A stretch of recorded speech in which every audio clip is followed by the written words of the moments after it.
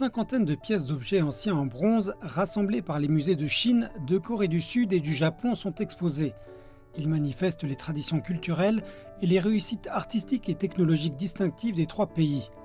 L'exposition est divisée en trois sections: la culture antique chinoise du bronze, la culture antique coréenne du bronze et la culture antique japonaise du bronze.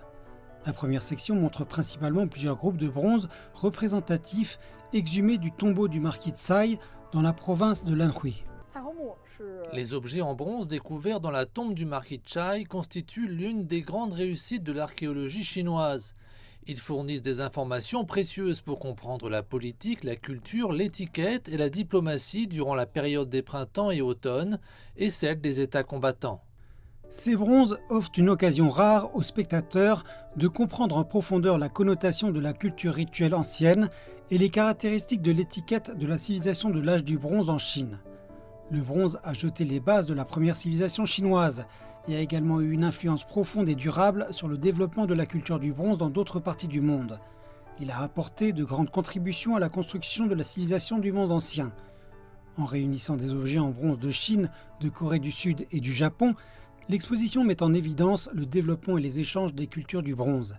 Elle offre également une perspective unique pour explorer l'histoire et la communication culturelle entre les trois pays. La grande cloche recueillie par le Musée national de Corée appartient à l'ère Goryeo au XIe siècle. Sa forme, sa fonction et sa décoration ont une origine profonde avec les bronzes chinois et elle s'inscrit dans la lignée de la première culture chinoise du bronze. L'année 2022 marque le 30e anniversaire de l'établissement des liens diplomatiques entre la Chine et la Corée du Sud, ainsi que le 50e anniversaire de la normalisation des relations diplomatiques entre la Chine et le Japon. À travers ces précieux objets en bronze, l'exposition vise à démontrer pleinement les échanges étendus et étroits et l'apprentissage mutuel entre les pays. J'espère qu'en puisant dans nos souvenirs culturels communs et en les exposant, nous pourrons continuer à promouvoir les liens entre les peuples et les valeurs partagées entre les trois pays.